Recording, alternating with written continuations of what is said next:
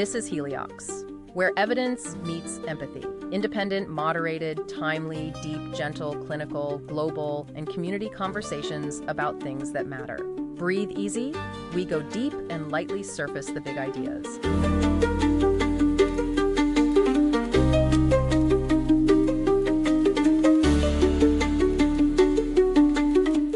Okay, so get this right. There could be hundreds of thousands of fake scientific papers, like just out there. Hundreds of thousands. Yeah. It's crazy. It's called the paper mill problem. So today we're doing a deep dive into it. We're going to see how deep this rabbit hole really goes. I think what's really interesting about this, is it's not just about like spotting a few fake papers here and there. Right. It's more about how do these paper mills actually work? Like, why are they so successful? And then what impact does that have on, everything from medical breakthroughs to just like even our everyday decisions? Yeah, absolutely. And you sent over some really, really great sources. There's this article from The Conversation that really breaks down this whole scheme, how these paper mills work. Yeah. Then there's info on something called the problematic paper screener. I'm kind of interested to hear about that. Yeah. And then just a bunch of different reports on how research is actually evaluated. So are you ready to kind of unpack all of this? Oh, absolutely. It's going to be like detective work. We're going to sift through the evidence and see what we can uncover. I love it. Okay. So first things first, right? Let's just define what we're even talking about. Right. What is a paper mill? So basically, think of them as like businesses. Okay. They've kind of industrialized the production of, fake research. Wow. And they exploit this pressure on academics to publish, that publish or perish thing. Right.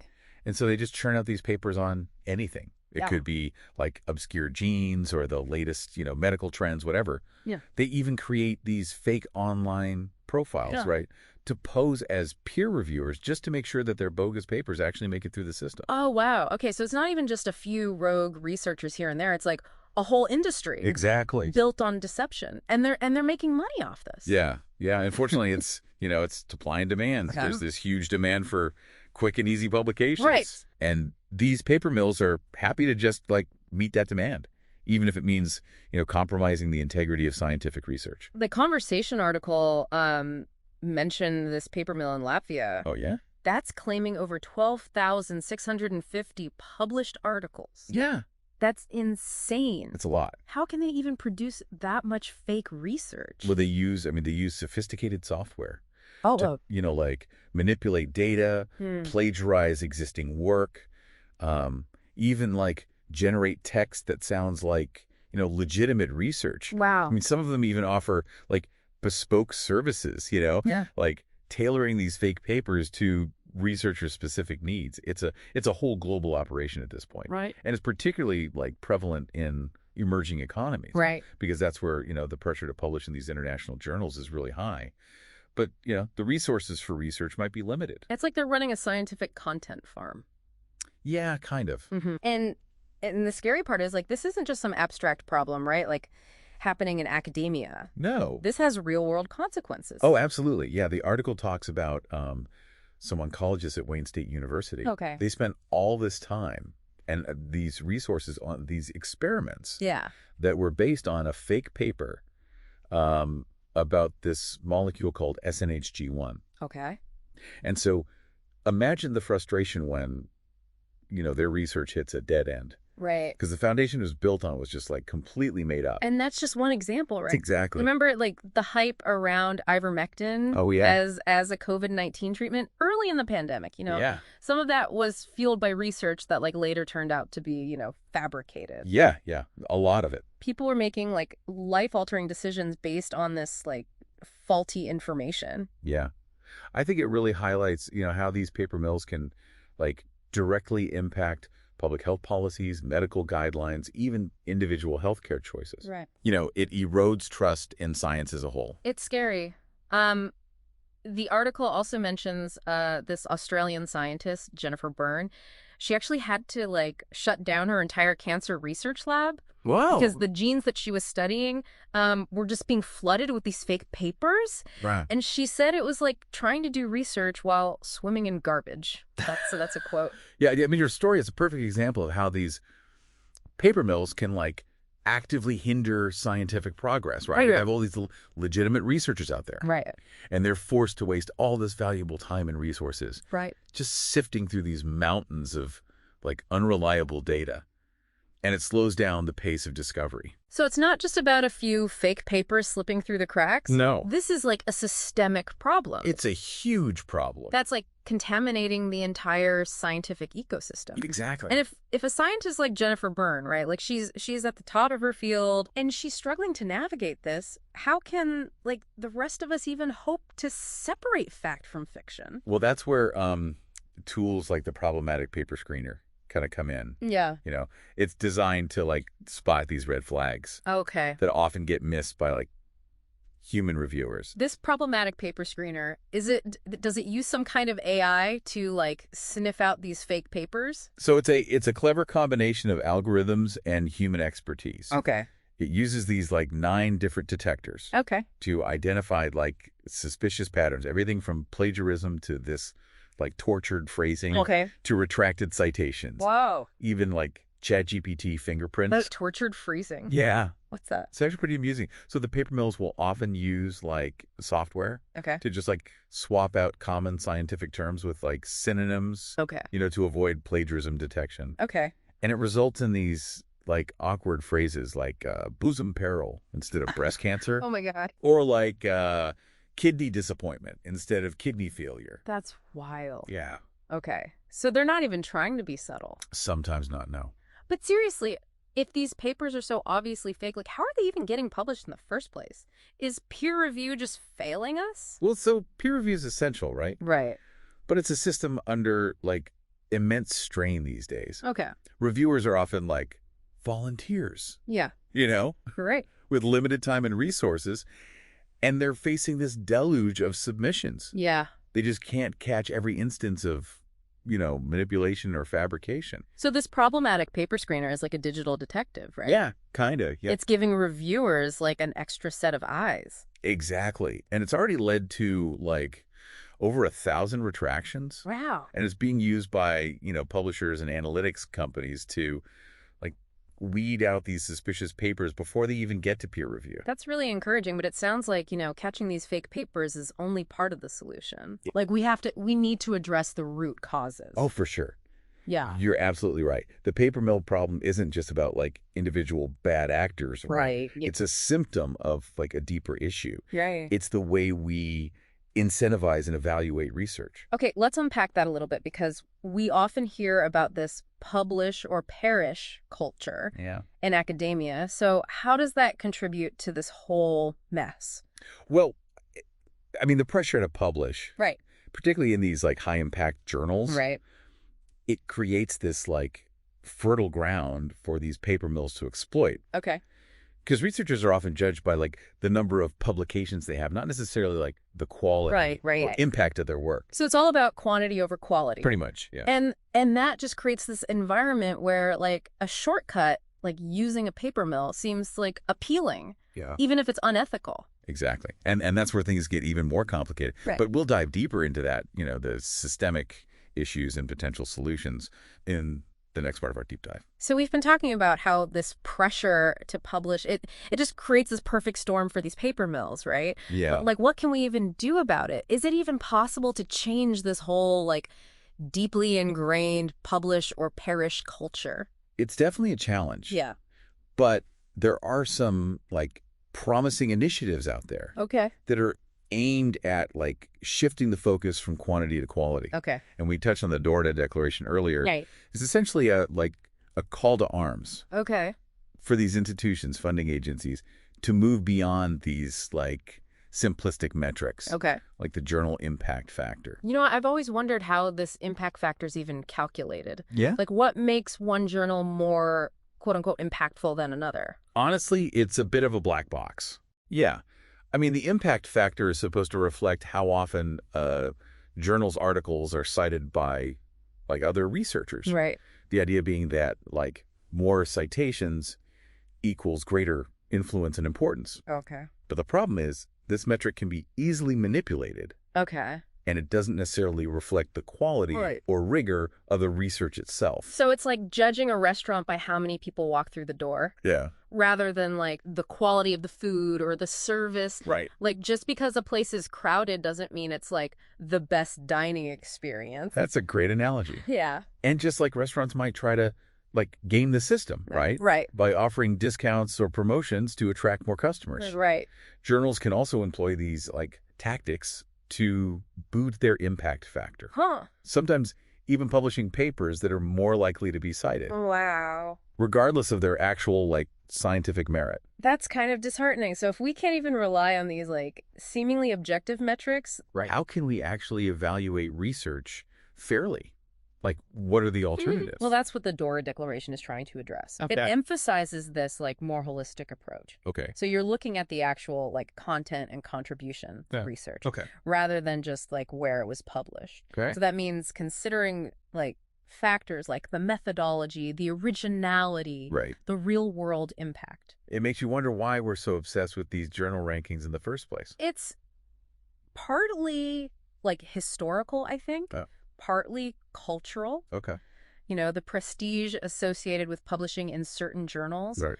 it's become like deeply ingrained in academia. Yeah. And unfortunately, this prestige often translates into like career advancement, Right. funding opportunities, even social standing Hmm. within, the scientific community. So we've created this system where researchers are incentivized to chase after these prestigious publications. Even if it means like cutting corners Yeah. or in the worst cases, resorting to these paper mills. Right. It's Exactly. just a vicious cycle. It is. And this pressure can be especially intense in like emerging economies Right. where researchers often face limited resources Yes. and this intense competition for, international recognition. The Conversation article mentioned how some universities, like in Egypt, Yeah. offer like financial rewards Oh, wow. for publishing in high impact journals. Yeah, That just adds fuel to the fire, doesn't it? it does. And while these incentives might be like well-intentioned, right? Right. They can have these unintended consequences, Right. pushing researchers towards these questionable practices. It's a complex problem Yeah. with no easy solutions. Yeah. But are there any signs of progress? Are any institutions actually putting the principles of Dora into practice? Yes, actually. Okay. One example is this Australian top 10 and 10 policy. Yeah. So instead of, requiring researchers to submit these lengthy publication lists, Right. they just need to highlight their 10 most impactful publications Oh, okay. for the past decade. So it's about quality over quantity. Exactly. Focusing on the research that truly made a difference. I like that. Yeah. It forces you to really think about like what you've achieved Yeah. rather than just like padding your CV with every single publication. Exactly. And it seems to be working. Okay. Early results suggest that this policy not only like reduces the burden on reviewers, Okay. but also allows for like a more in-depth evaluation Yep. of those research It contributions. kind of aligns with that slow science manifesto we talked about earlier. Yeah. It's about valuing like thoughtful, Yeah. rigorous research Yeah. over this like rapid fire production of papers. The slow science movement is a like powerful counter narrative Yeah. to that publish or perish Right. mentality. Right. It's a reminder that like true scientific breakthroughs, they often require time and patience and the freedom to just like explore Right. uncharted territories. I can see how that approach would be really appealing to a lot of researchers Yeah. who are just tired of the rat race, but can it really gain traction in a world that's so obsessed with like speed and instant results? It's a tough question. I Yeah. mean, there's a lot of inertia in the system, right? Right. But this growing awareness Yeah. of the paper mill problem Right. and the flaws of like the current evaluation system, I think it's creating this momentum for change. So we focused a lot on like the academic side of things, but Yeah. what about the role of journals? Right. How are they responding to this crisis? A lot of journals are starting to take this problem seriously. They're, Okay. Investing in plagiarism detection software, implementing these stricter peer review guidelines, Okay. partnering with organizations like the Center for Scientific Integrity Right. to, investigate these suspicious submissions. It sounds like everyone's realizing they have a part to play in like safeguarding the integrity of research. Exactly. It's a collective effort. Yeah. Publishers, funders, institutions, individual researchers, Right. they all need to work together to create a system that values like rigor, transparency, Right. and accountability. So where do we go from here? What's like the next step in this journey toward a healthier scientific ecosystem? That's a great question, and it's one we'll explore further in like the final part of our deep dive. But I think for now, the most important message is that this isn't just a problem for like academics to solve. Right. It's a societal issue that affects us all. Okay. So we need to move beyond like just catching the fakes. Yeah. And start thinking about how we can create a culture that values like genuine knowledge Right. and rewards like responsible research practices. Absolutely. And that starts with each of us becoming like more informed and engaged consumers of scientific information. And we'll delve deeper into that after. So we've spent like this whole deep dive kind of unpacking this whole paper mill problem, like Yeah. from how these mills actually operate Yeah. to the systemic issues that like let them thrive. Right. But I guess now it's like, what can we do about it? Yeah, exactly. We might not be, running labs or peer reviewing papers or anything like that. Right. But we are consumers of scientific information. So Right. how do we navigate this world, where like even published research, you can't always trust it? Well, I think it starts with being like a critical consumer of information. Okay.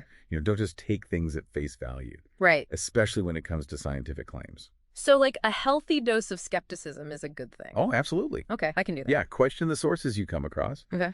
Look for signs of credibility. Yeah. Like, who are the authors? Where is it published? Are there any, like, conflicts of interest? Right. And then cross-reference the information. Yeah. Look for diverse perspectives.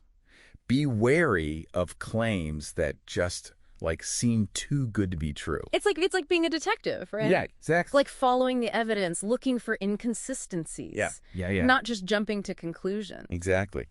And I think this, like, critical thinking Right. Yeah. should apply to all forms of information we encounter.